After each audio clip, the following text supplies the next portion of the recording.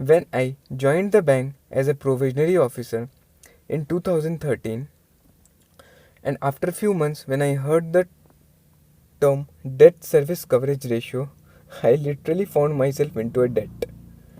I, being from a non-commerce background, found very difficult to understand these technical terms related to banking. One primary reason being there was no such single platform wherein I could get all the details related to these banking terms. There were certain study materials available, but I found them very it was not in a layman's language, you can say. So the purpose of this video is to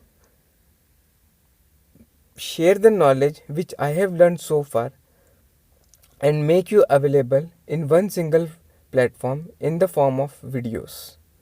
So in today's video we are going to learn something on debt service coverage ratio. So I welcome you in the episode 5 of this series.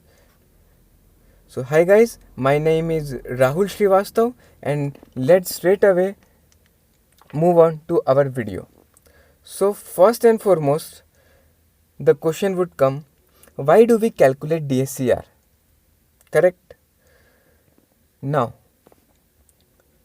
basically, debt service coverage ratio finds out what is the profit available for servicing the debt, and this profit would be compared with interest and installment. Now, okay, got it. We calculate DSCR because we find out the profit available for servicing the debt, correct? But what type of idea will the bankers get by calculating DSCR? So friends, let me tell you, by calculating DSCR, bankers will get an idea that whether the borrowers are having the capacity to repay the loan or not. You got my point? Whether they are capable of repaying or not. By calculating this ratio, we get the sole idea.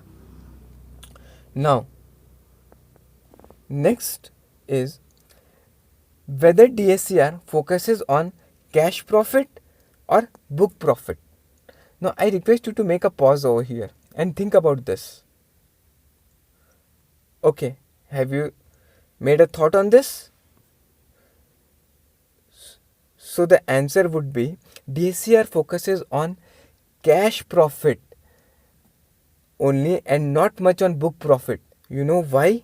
Because it is compared with the aggregate of interest and installments. Why? As we appreciated earlier, to measure the repayment capacity of the borrower.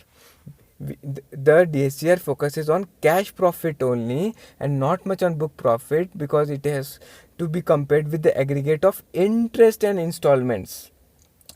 You got my point?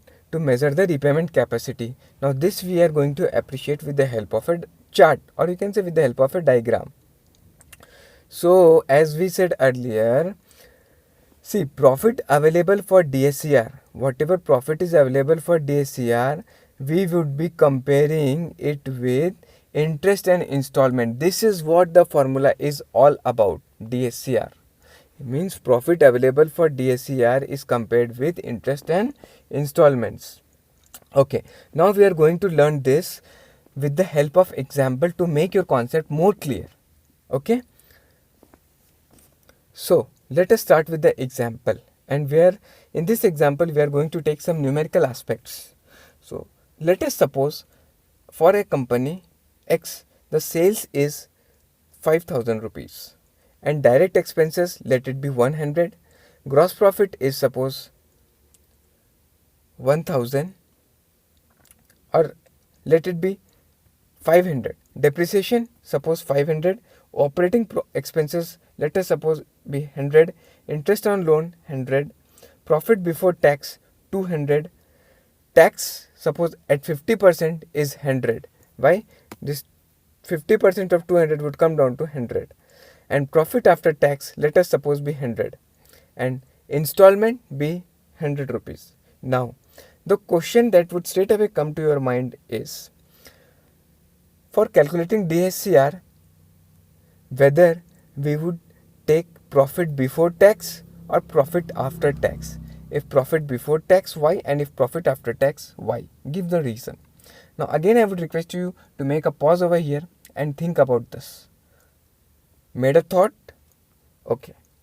Now the answer would be, we will consider profit after tax, but before depreciation and interest. But before depreciation and interest.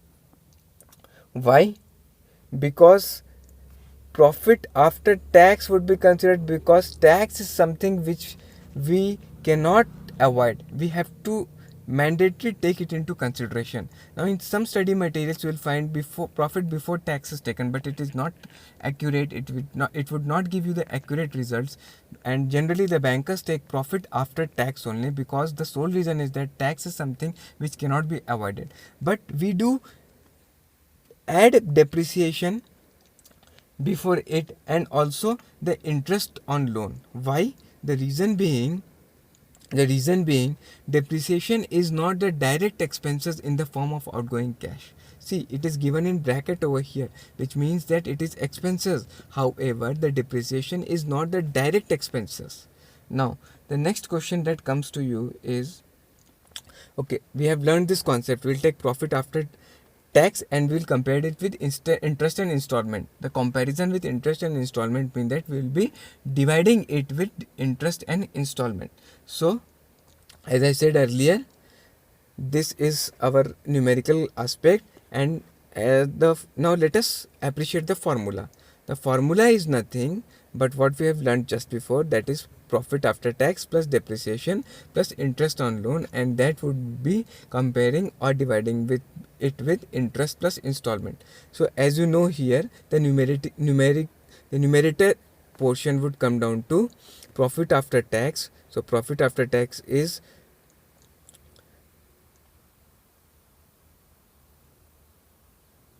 100. You can see here 100 plus depreciation is 100, and plus interest on loan is nothing but again 100 rupees, which comes down to 300 rupees. Now this is the numerator aspect. Now likewise for denominator, it would come down to interest and installment, which is nothing but 100 plus 100, which is 200 rupees. So as we have just now learned, formula DSCR is PAT plus depreciation plus interest on loan divided by interest plus installment. So DSR would be nothing but 300 divided by 200, which comes down to 1.5 times. Now what is this 1.5 times? Or what is this conclusion? What does this 300 divided by 200 mean? So friends, pay attention to this. 300 by 200 means that you have 200 rupees. You have, for paying 200 rupees, you have 300 rupees. You got my point? For paying rupees 200, you have 300 rupees. 200 रुपया देने के लिए आपके पास 300 रुपया है. But whether banker would be able to give a loan on this ratio, or you can say this 1.5 times? Think. Answer is no. Why? Because it is not a comfortable position, and in general, or you can say the industry standard is that we consider DSCR to be at least 1.7 times as a comfortable position. So if had this ratio been 1.7 times, then yes, banker would say, okay Baba, I am in somewhat a comfortable position to give a loan, but below that it's quite risky for give the loan. So friends, this was all about debt service coverage ratio. I hope this has helped you in understanding the concept. Now let me tell you, I am not an expert on this, and I am open for any types of correction if you found any. And if you like the video, I request you to please give a thumbs up on this video. Request you to share this video to the maximum people, so that knowledge should be shared. And also request you to subscribe to my channel and press the bell icon for latest update. Thank you for watching the video.